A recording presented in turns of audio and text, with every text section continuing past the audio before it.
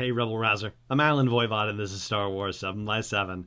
We're at episode number 1680 today, and I'm continuing to follow up on the complete Star Wars visual dictionary and Kylo Ren in specific, but we're going to get a little more audiovisual today because we're going to talk about something that I think has been left a little bit mysterious to some degree, but I think really it's kind of been cleared up. And now what remains is, what is it going to look like in episode 9? What am I talking about?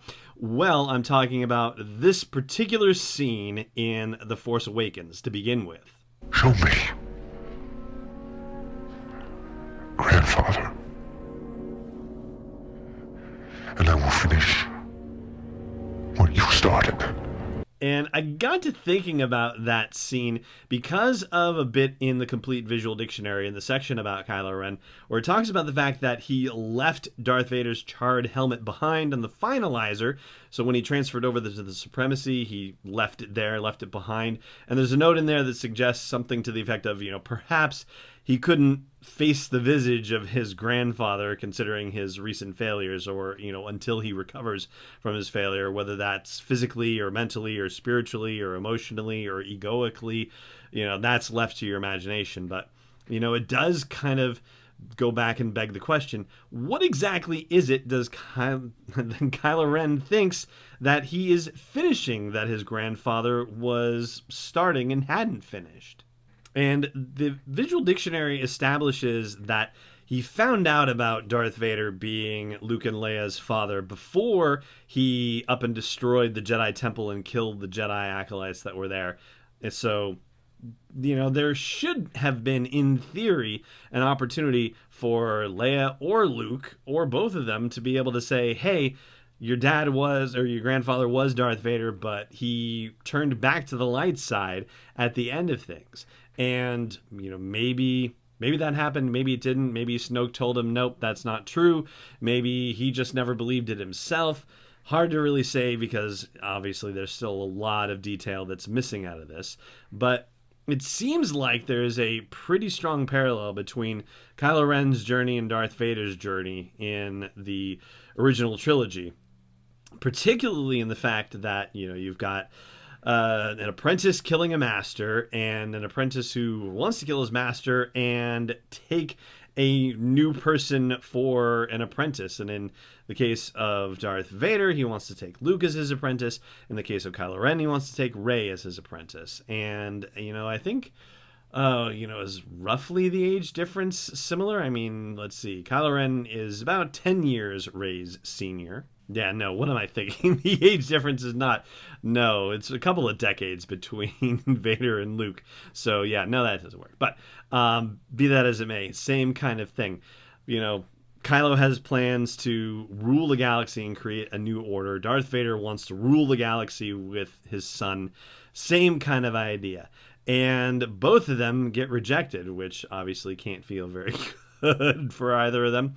But Kylo seems to be poised to do what his grandfather didn't, which is rule the galaxy as the chief muckety-muck, whereas Vader never got that opportunity because by the time he threw Palpatine down that power shaft in Return of the Jedi, he was just about knocking on death's door. He wasn't taking over any empire, and meanwhile, the rebellion was pretty much overthrowing the empire to begin with. So, yeah, it's definitely working out differently for Kylo Ren, and I guess you could say that means that he has finished what he started, what Darth Vader started, to some degree.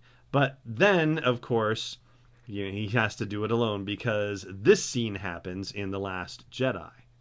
It's time to let old things die. Snoke, Skywalker, the Sith, the Jedi, the Rebels, let it all die. Rey,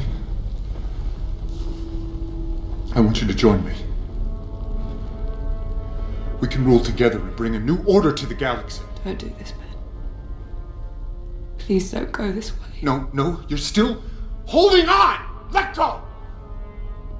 So even though he has achieved this grand galactic conquest and also grand galactic conquest of the First Order itself, he still hasn't quite finished what Darth Vader started, which was also being able to take on his own apprentice, take someone who mattered deeply to him and brought that person over to the dark side of the Force. And so we're going to see a Kylo Ren in episode 9 who could be going one of two ways, who could have found somebody to replace Rey and have that person just ultimately just not be Rey, right? Just even though, it's somebody who's there, it's not the person that he really wanted there. Or he's going to be pining away and have been pining away for the whole time, whatever the time jump is in between The Last Jedi and episode 9. And, this girl that he's been obsessed with for a hot minute, he's still going to be by turns either, wanting to utterly and completely destroy her and wanting to utterly and completely fall to his knees and beg her to reconsider her choice. And unlike his grandfather, I don't think he has it in him to kill her. And the reason why I will explain, so that whole idea of wanting to utterly destroy her, he's not going to be able to do it. I'll explain why in just a second. And first I'm going to tell you, of course, subscribe to the show. If you don't already, I hope you will consider doing that. And I hope you will also consider supporting this daily dose of Star Wars joy at patreon.com/SW7X7. So the reason why I don't think he is going to be able to kill Rey the same way that it sure seemed like Darth Vader was willing to kill Luke in Return of the Jedi, but the reason why has been demonstrated by the fact that he wasn't able to kill his own mother. When he had the opportunity to kill General Leia, to kill Mom, he did not push the trigger in this case.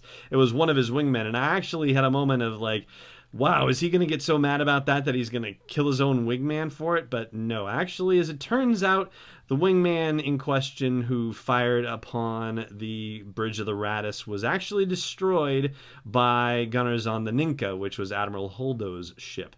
So no, Kylo did not get revenge on the person who shot up the Raddus and knocked his mother out into space. But more importantly for our discussion, he was not able to pull the trigger on Leia or push the trigger, as it were, and therefore he's not going to be able to do it with Rey either, which means that he is ultimately going to fail at finishing the work that his grandfather had set out to do. So there you go. That's our look at Kylo Ren, courtesy of the Complete Visual Dictionary from DK Publishing, and also from footage from The Force Awakens and The Last Jedi. Credit Disney, Lucasfilm, and all that fun stuff. And that is going to do it for today's episode as well. Thank you so much for joining me for it, as always. And, of course, may the Force be with you wherever in the world you may be.